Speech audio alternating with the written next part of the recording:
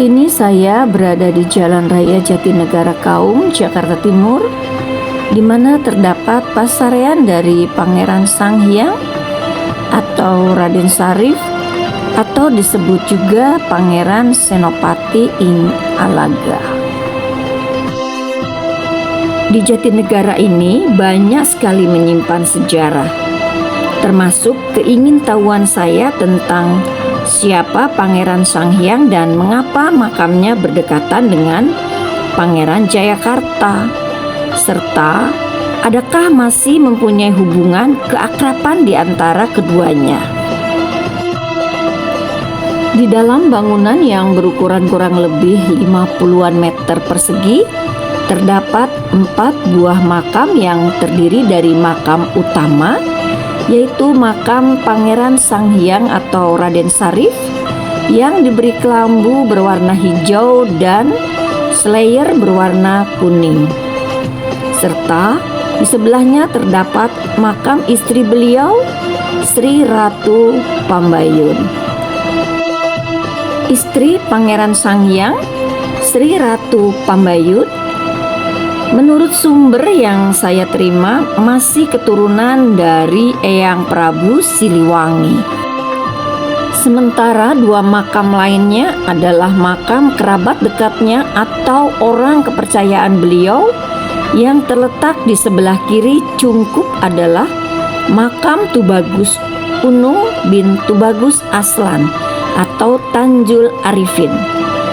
Terdapat batang pohon yang sudah mati yang dililitkan kain putih. Kisahnya tidak ada yang berani memindahkan batang pohon tersebut.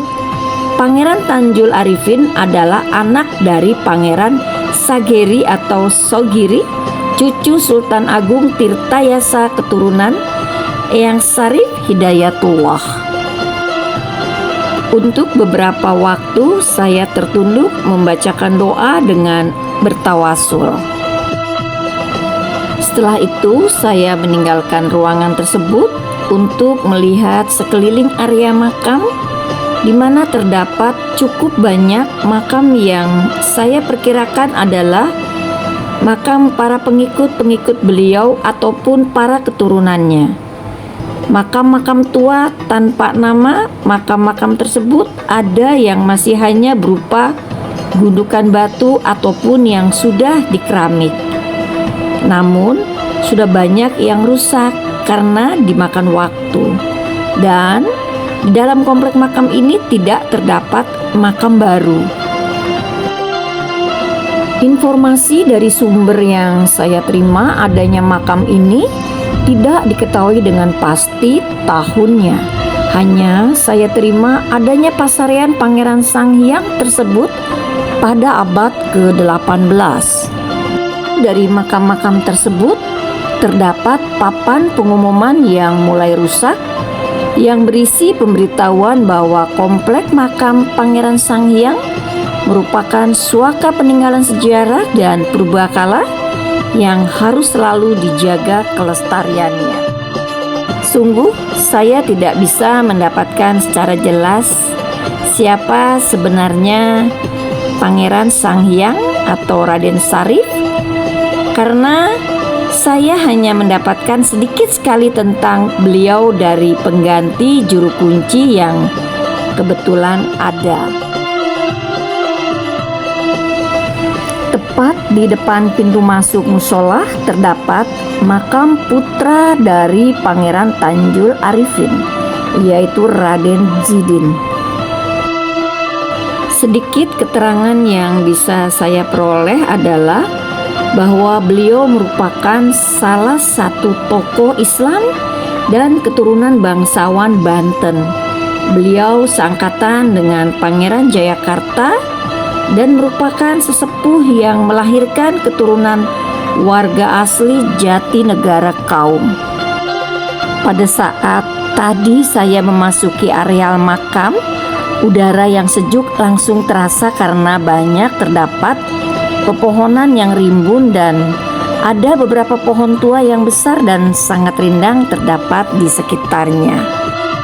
Dan kedatangan saya ke tempat ini selain memang saya suka sekali dengan ziarah ke makam para leluhur di Nusantara, ke makam para waliullah, ke makam para pejuang bangsa, dan saya suka dengan sejarah para pendahulu yang telah memperjuangkan bumi pertiwi kita.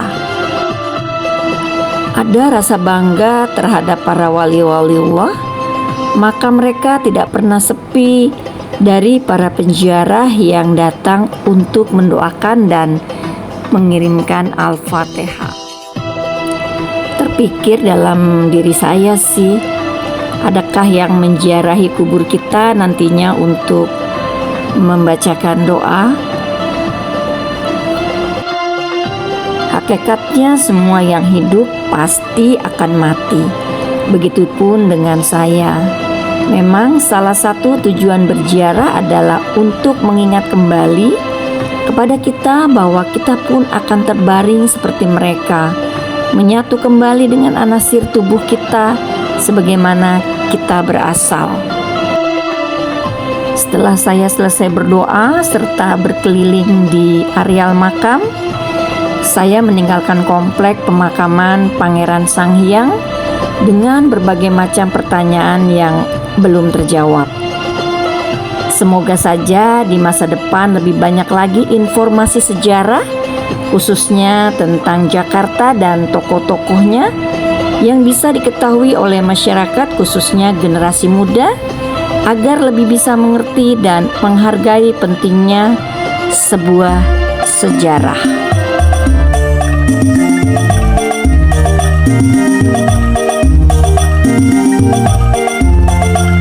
Tak jauh dari makam Pangeran Sanghyang, sekitar 100 meter terdapat makam Pangeran Jayakarta, yang juga dikenal sebagai tokoh yang selalu dihubung-hubungkan dengan nama kota Jakarta.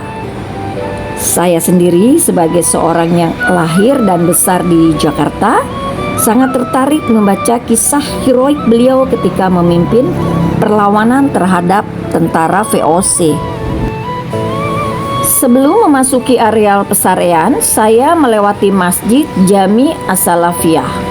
Masjid ini persisnya didirikan pada tahun 1620 Masehi. Pada mulanya didirikan untuk menghimpun para jawara dan ulama untuk meneruskan perjuangan melawan pemerintah Belanda dan untuk mensyiar agama Islam di tanah Sunda Kelapa. Masjid ini sudah mengalami renovasi berkali-kali. Renovasi pertama kali dilakukan oleh Pangeran Sugeri pada tahun 1700 Masehi. Pangeran Sugeri adalah putra daripada Sultan Fatah atau Sultan Banten. Siapakah Pangeran Jayakarta? Tentunya sudah banyak yang mengetahui riwayat hidupnya dan keberaniannya yang melawan Belanda, yang waktu itu dipimpin oleh seorang jenderal bernama Jan Pieter Soenkoek. Saat Kesultanan Banten dipimpin oleh Sultan Maulana Hasanuddin, beliau memerintahkan orang terdekatnya untuk memimpin wilayah pelabuhan Jayakarta. Orang utusan Sultan Maulana Hasanuddin tersebut bernama Pangeran Sungersa Jayawikarta atau dikenal dengan Pangeran Ahmad Jakarta.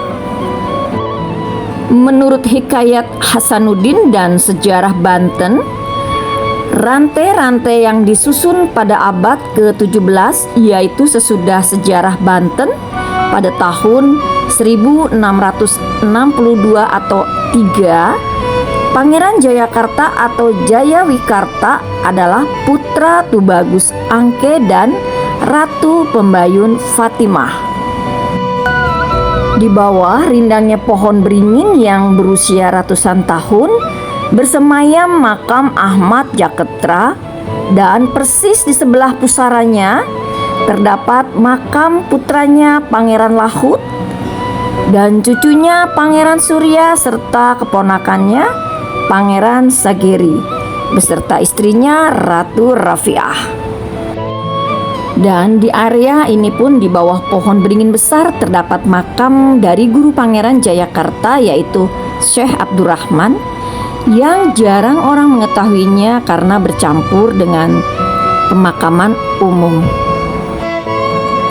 Tanggal 22 Juni 1527 menjadi hari jadi kota Jakarta karena pada saat itu Pangeran Fathahillah dari Kerajaan Demak mendirikan kota Jayakarta yang sebelumnya bernama Sunda Kelapa.